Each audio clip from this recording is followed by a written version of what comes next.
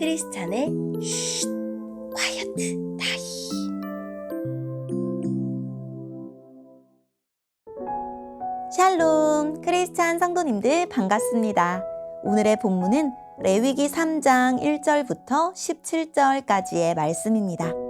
본문의 제목은 화목제, 평화와 친교의 예배입니다. 본문을 읽기 전에 어떤 내용인지 요약본을 먼저 읽어드릴게요.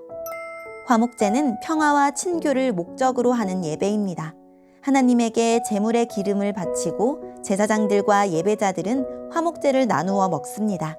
하나님과 평화하고 이웃과 교제합니다. 제물의 일부를 나누어 먹을 때 피와 기름은 먹지 말라고 하십니다. 오늘의 본문 1절입니다. 여호와께 화목 제물을 바칠 때 소를 바치려거든 수컷이든 암컷이든 흠 없는 것으로 바쳐라. 제물을 바치는 사람은 짐승의 머리에 손을 얹고 그 짐승을 회막 곧 성막 입구에서 잡아라. 그러면 아론의 자손인 제사장은 그 피를 제단 둘레에 뿌려라. 제물을 바치는 사람은 화목제물 가운데서 내장을 덮고 있는 기름과 내장 주변에 있는 모든 기름을 여호와께 불로 태워드리는 화제로 삼아라. 곧 두 콩팥과 그 둘레에 있는 허리 부분의 기름과 콩팥과 함께 떼어내야 할 간의 껍질 부분을 제물로 삼아라. 그러면 아론의 자손인 제사장은 그것들을 제단에 피운 장작불 위에 놓인 번제물 위에 올려놓고 불태워라. 그것은 화제이며 그 냄새가 여호와께 향기로운 제물이 된다. 여호와께 화목제물을 바칠 때 양이나 염소를 바치려거든 수컷이든 암컷이든 흠 없는 것으로 바쳐라. 제물을 바치는 사람이 양을 바치려거든 양을 여호와 앞에 가져가거라. 그리고 제물을 바치는 사람은 양의 머리에 손을 얹은 다음 회막 옆에서 양을 잡고 아론의 자손인 제사장은 그 피를 제단 둘레에 뿌려라. 제물을 바치는 사람은 화목제물 가운데서 기름 곧 등뼈에서 가까운 곳에서 잘라낸 꼬리 전체와 내장을 덮고 있는 기름과 내장 주변에 있는 모든 기름과 두 콩팥과 그 둘레에 있는 허리 부분의 기름과 콩팥과 함께 떼어내야 할 간의 껍질 부분을 여호와께 바치는 화제의 제물로 삼아라. 그러면 제사장은 그것들을 제단 위에서 태워 바쳐라. 그것이 여호와께 바치는 화제이다. 화목제물을 바치는 사람이 화목제의 제물로 염소를 바치려거든 그 염소를 여호와 앞에 가져가거라. 그리고 나서 염소의 머리에 손을 얹은 다음 회막 앞에서 염소를 잡아라. 그러면 아론의 자손인 제사장은 그 피를 제단 둘레에 뿌려라. 제물을 바치는 사람은 화목제물 가운데서 내장을 덮고 있는 기름과 내장 주변에 있는 모든 기름을 여호와께 바치는 화제로 삼아라. 두 콩팥과 그 둘레에 있는 허리 부분의 기름과 콩팥과 함께 떼어내야 할 간의 껍질 부분을 제물로 삼아라. 제사장은 그것들을 제단 위에서 태워 바쳐라. 그것이 화제이며 그 냄새가 여호와를 기쁘시게 한다. 모든 기름은 여호와의 것이다. 이것은 너희가 어디에 살든지 지금부터 지켜야 할 규례이다. 너희는 기름이나 피를 먹지 마라. 아멘. 오늘의 본문을 통해 이해할 수 있는 부분은 무엇일까요? 화목제물은 소, 양, 염소입니다. 번제는 제물의 수컷을 드려야 하지만 화목제는 수컷이나 암컷을 모두 드릴 수 있습니다. 화목제물도 번제물과 마찬가지로 흠 없는 것을 드려야 합니다.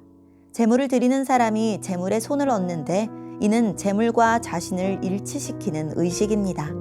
모든 제사는 자신을 주님께 드리는 예배입니다. 번제는 제단 위에서 모두 태워드렸지만 화목제물은 제물의 기름만 태워드리고 나머지는 제사장들과 제물을 드리는 이의 가족이 나눠 가지도록 했습니다. 이는 화목제의 일종의 축제와 같은 성격이 있음을 보여줍니다. 서원을 이루거나 감사해야 할 일이 있을 때 하나님 앞으로 나와 기쁨의 잔치를 여는 것입니다. 화목제물의 피와 기름을 먹지 못하고 피는 제단 주위에 뿌리고 기름은 태워드려야 합니다. 피는 생명을 의미하고 기름은 최상의 부위로 주님께 속한 것이기 때문입니다.